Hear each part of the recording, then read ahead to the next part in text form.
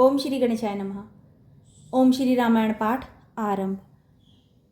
ओम श्री सीतारामचंद्राभ्याम नमः। ओम हे भोलेनाथ माता पार्वती, ओम हे माँ दुर्गा, ओम हे श्री सीताराम जी, ओम हे हनुमान जी।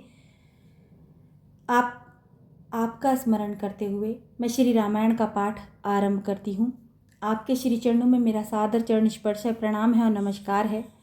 ओम हे हनुमान जी, आपसे मेरी ओम जय सीताराम जी की। राम राम जी। ओम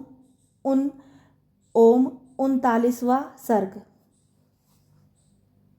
ओम 39वां सर्ग।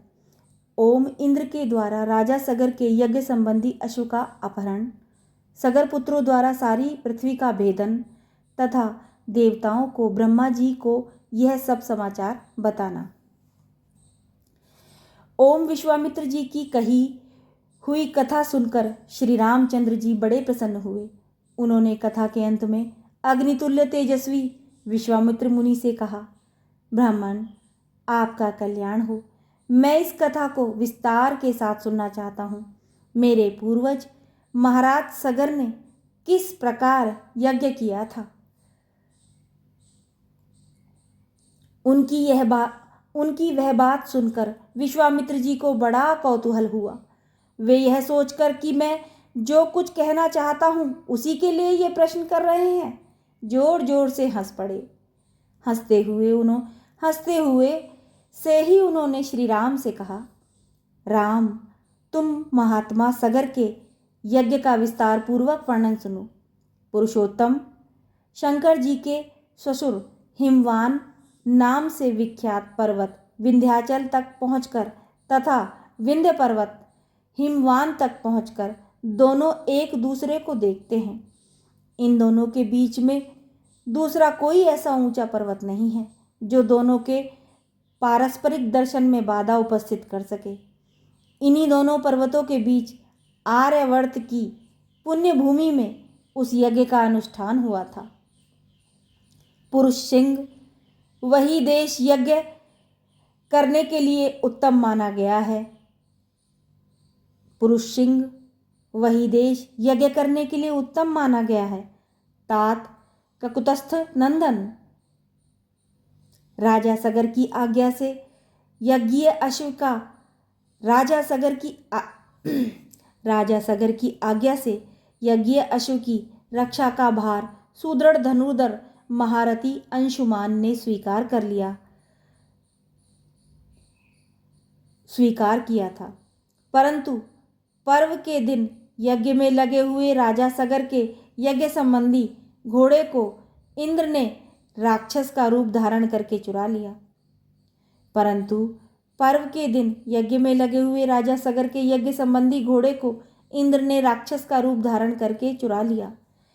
काकुतस्थ महामना सगर के उस अश्व का अपहरण होते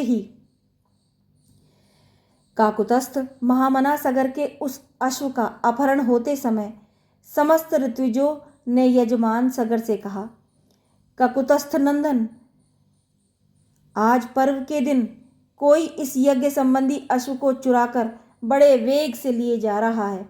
आप चोर को मारिए और घोड़ा वापस लाइए, नहीं तो यज्ञ में विघ्न पड़ जाएगा और वह हम सब लोगों के लिए अमंगल का कारण होगा। राजन, आप ऐसा प्रयत्न कीजिए जिससे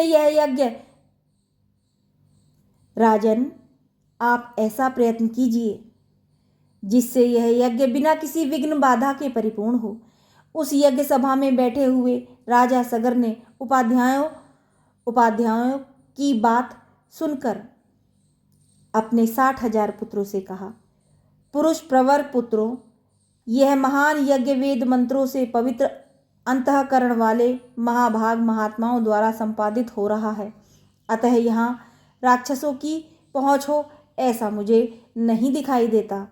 अतः यह अश्व चुराने वाला कोई देवकोटि का पुरुष होगा। अतः पुत्रों, तुम लोग जाओ, घोड़े की खोज करो, तुम्हारा कल्याण हो। समुद्र से घिरी हुई इस सारी पृथ्वी को छान डालो। एक एक योजन विस्तृत भूमि को बांटकर उसका चप्पा चप्पा देख डालो। जब तक घोड़े का पता न लग जाए तब तक मेरी आज्ञा से इस पृथ्वी को खोदते रहो। इस खोदने का एक ही लक्ष्य है, उस अश्व के चोर को ढूंढ निकालना। मैं यज्ञ की दीक्षा ले चुका हूं, अतः स्वयं उसे ढूंढने के लिए नहीं जा सकता। इसलिए जब तक उस अश्व का दर्शन न हो तब तक मैं उपाध्यायों और पौत्र अंशुमान के साथ यहीं रहूंगा।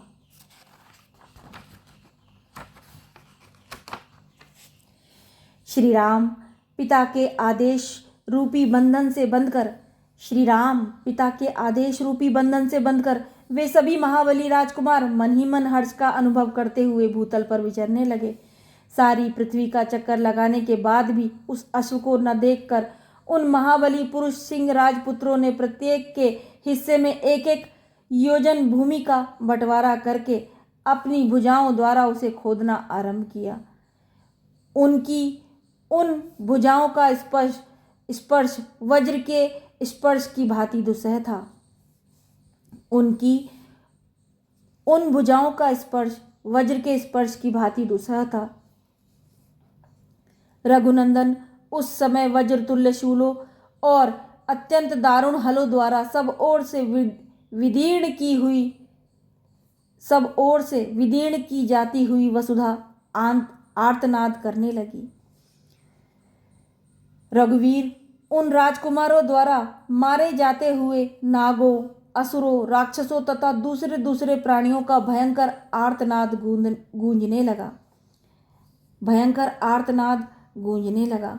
रघुकुल को आनंदित करने वाले श्री राम, उन्होंने 60,000 योजन की भूमि खोद डाली, मानो वे सर्वोत्तम रसातल का अनुसंधान कर रहे हों। नरश्रेष्ठ राम इस प्रकार पर्वतों से युक्त जम्बूद्वीप की भूमि खोदते हुए वे राजकुमार सब ओर चक्कर लगाने लगे। इस समय गंधर्वों, असुरों और नागों सहित संपूर्ण देवता मन ही मन घबरा उठे और ब्रह्मा जी के पास गए। उनके मुख पर विषाद छा रहा था, वे भय से अत्यंत संत्रस्त हो गए थे। उन्होंने महात्मा ब्रह्मा जी को प्रसन्न करके इस प्रकार कहा, भगवान, सगर के पुत्र इस सारी पृथ्वी को खोदे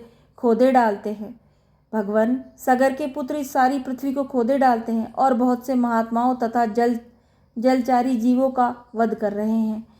यह हमारे यज्ञ में विघ्न डालने वाला है, यह हमारा अश्व चुरा कर ले जाता है। ऐसा कहकर वे सगर के यह हमारे यज्ञ में विघ्न डालने वाला है, यह हमारा अश्व चुरा कर ले जाता है। ऐसा कहकर वे सगर के पुत्र समस्त प्राणियों की हिंसा कर रहे हैं। इस प्रकार श्री वाल्मीकि निर्मित आर्ष रामायण आदि काव्य के बालकांड में 39वां सर्ग पूरा हुआ।